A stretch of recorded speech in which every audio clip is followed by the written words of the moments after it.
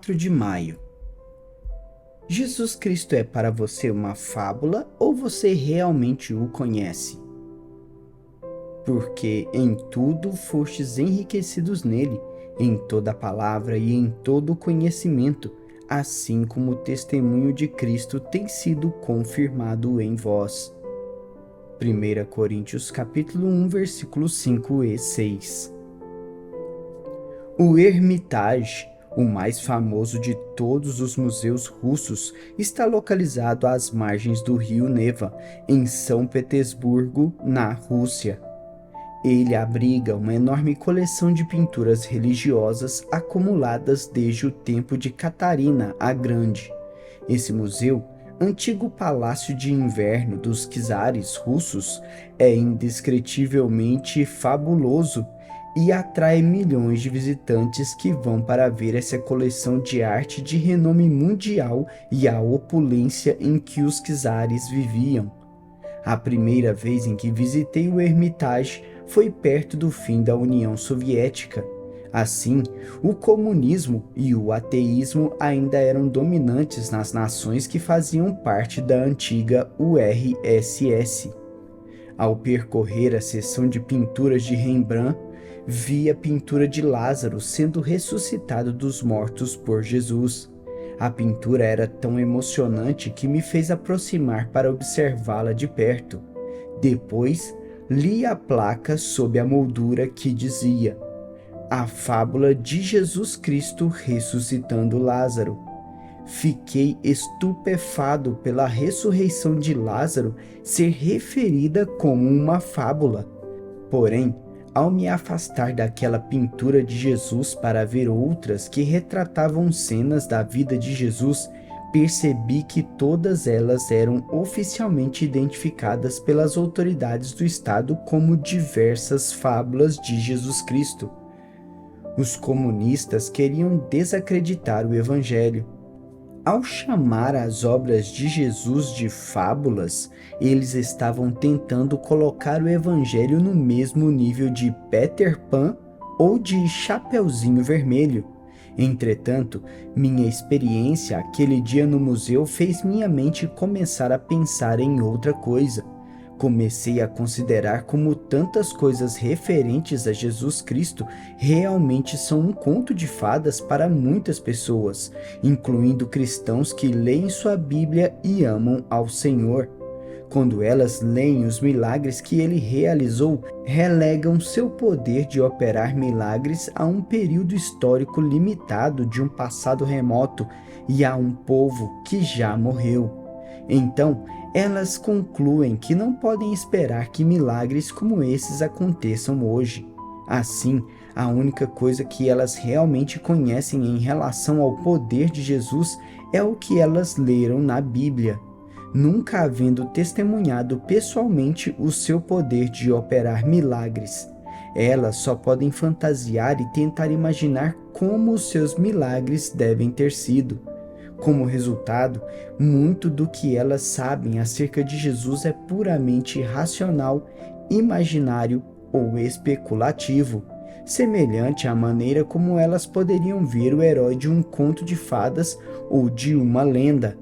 Porém, Deus nunca pretendeu que Jesus fosse apenas uma figura histórica que fez algo no passado.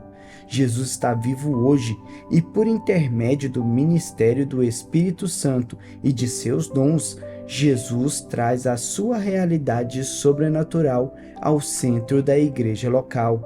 Foi por isso que Paulo disse aos Coríntios: Em tudo fostes enriquecidos nele, em toda palavra e em todo o conhecimento, assim como o testemunho de Cristo tem sido confirmado em vós.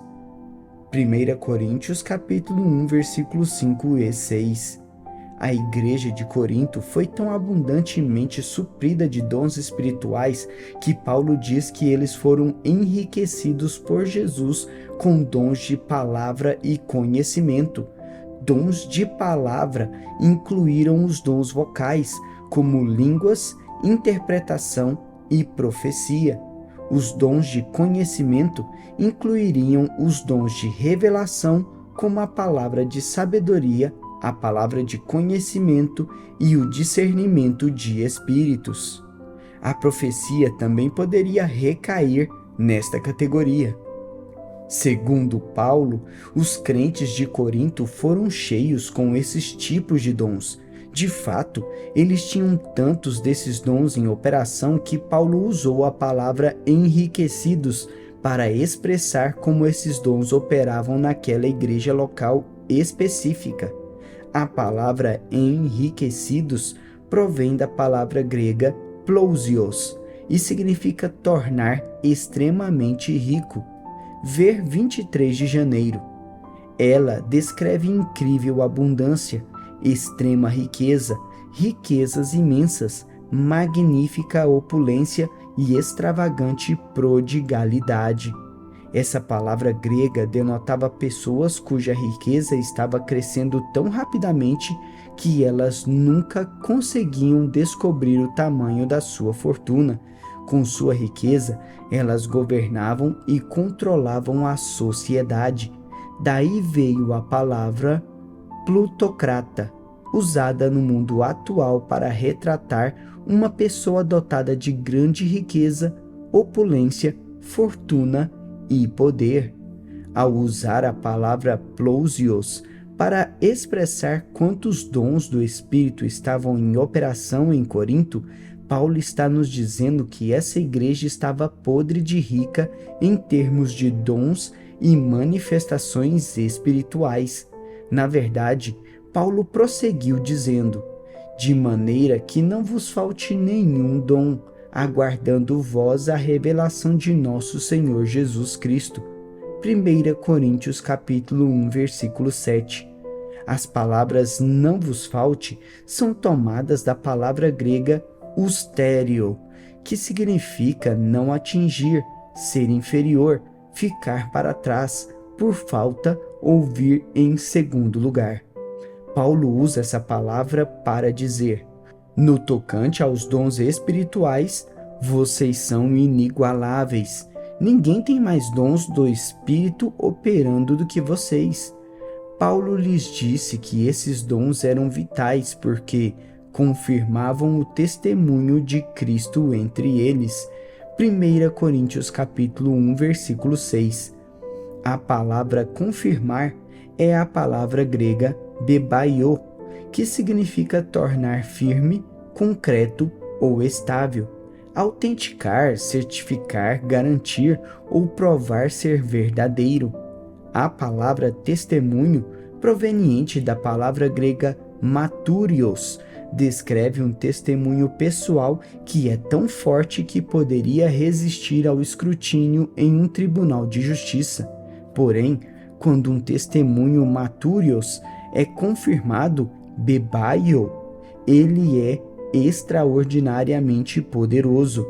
Agora temos não somente um testemunho, isto é, uma pessoa ou um grupo de pessoas que possuem conhecimento concreto e fatos, mas também provas confirmatórias apresentadas para validar seus conhecimentos e certificar que seu relato é verdadeiro em boa fé. Agora, conectemos esse conceito aos dons do Espírito na igreja de Corinto. Segundo o relato de Paulo, os crentes daquela igreja foram enriquecidos, cheios e poderosamente dotados dos dons do Espírito. Esses dons, disse ele, confirmavam o testemunho de Jesus Cristo no meio deles. O que eles sabiam sobre Jesus Cristo? Que testemunho eles possuíam e proclamavam sobre Jesus Cristo? Por uma perspectiva histórica, eles haviam sido ensinados e, portanto, sabiam que Jesus era um profeta. Jesus curava. Jesus operava milagres. Entretanto, a igreja de Corinto não conhecia apenas intelectualmente essas coisas acerca de Jesus devido aos livros que eles haviam lido. Eles o conheciam por experiência, porque os dons do Espírito literalmente davam poder e autenticidade ao que eles conheciam intelectualmente acerca de Jesus. Por meio das manifestações do Espírito, Jesus, o profeta, operou diante de todos eles em seus cultos. Eles não precisavam fantasiar sobre como era Jesus, o profeta, porque ele operava regularmente no meio deles por meio do dom da profecia. Eles não tiveram de tentar imaginar como foi quando Jesus curou os doentes, porque os dons de cura atuavam poderosamente entre eles, fazendo com que conhecessem por experiência o Jesus que curava. Não havia razão para eles especularem sobre o que teria sido ver os milagres de Jesus, porque tinham a operação de milagres ocorrendo nos cultos, tornando o Jesus que operava milagres uma realidade para eles. Os dons do Espírito tiravam Jesus diretamente das páginas da história e o levavam ao meio dos cultos de Corinto. 1 Coríntios capítulo 1, versículo 6 poderia ser traduzido da seguinte maneira: tudo que você ouviu e creu acerca de Jesus Cristo foi autenticado, provado sem sombra de dúvida, certificado e garantido como verdade devido aos dons do Espírito. O que tudo isso tem a ver com você e sua relação com Deus hoje?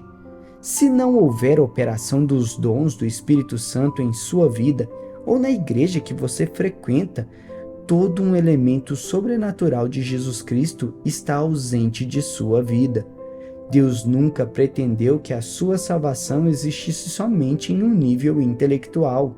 Ele deu ao Espírito Santo à igreja para trazer a vida transbordante e abundante de Jesus Cristo diretamente para a vida do seu povo.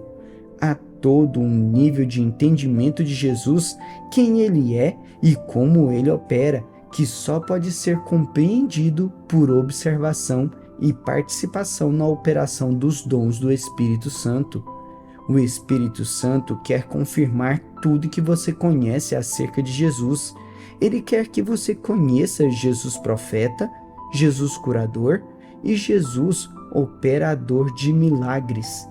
Ao operarem por intermédio de você ou pelo seu bem por intermédio de outra pessoa, esses dons testemunham o fato de que Jesus ainda está vivo, ainda está curando e ainda está operando milagres hoje. Assim, por meio desses maravilhosos dons espirituais, o Espírito Santo ensina você e fala em nome de Jesus Cristo.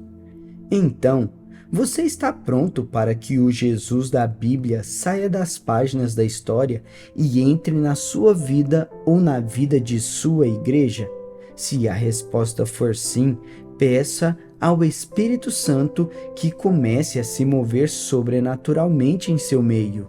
E se sentir um impulso interior para dar um passo de fé e deixar Deus usar você em dons espirituais, não hesite em obedecer. Esse é o Espírito Santo falando a você. Talvez seja a sua vez de dar um passo adiante e permitir que o Espírito de Deus opere sobrenaturalmente por intermédio de você. Agora, repita esta oração. Senhor, eu te agradeço pelo ministério do Espírito Santo e pelos seus poderosos dons que tornam Jesus tão real para mim. Ajuda-me a compreender a minha necessidade dos dons do Espírito. Desperta uma fome espiritual dentro de mim que me faça ansiar por experimentar mais desses dons em minha vida e em minha igreja. Eu sei que tu deste os dons do Espírito porque nós precisamos deles. Por isso, hoje estou decidindo abrir meu coração para poder experimentar mais do teu poder à medida que esses dons sobrenaturais comecem a fluir através de mim. Assim eu oro em nome de Jesus. Repita esta oração de fé. Confesso que sou um vaso para os dons do Espírito Santo. Esses dons operam por meu intermédio e trazem a realidade viva de Jesus Cristo a mim e àqueles que estão ao meu redor. Não tenho medo de obedecer ao que o Espírito Santo me impele a dizer. Não hesito em agir quando o Espírito me leva a dar um passo de fé. Por obedecer à liderança do Espírito, o poder de Deus flui poderosamente através de mim para pessoas necessitadas. Declaro isso pela fé em nome de Jesus. Pense nisso. Você já pensou que os milagres da Bíblia pertenciam a outra época e não eram algo que você deveria experimentar constantemente em sua vida ou em sua igreja? Você consegue se lembrar de um momento de sua vida em que os dons do Espírito operaram por intermédio de você? Em caso afirmativo, como foi essa experiência? Coloque aqui nos comentários. Para tornar-se um vaso mais submisso para que o Espírito Santo possa usá-lo, que mudanças você precisa fazer em sua maneira de pensar e em sua maneira de crer?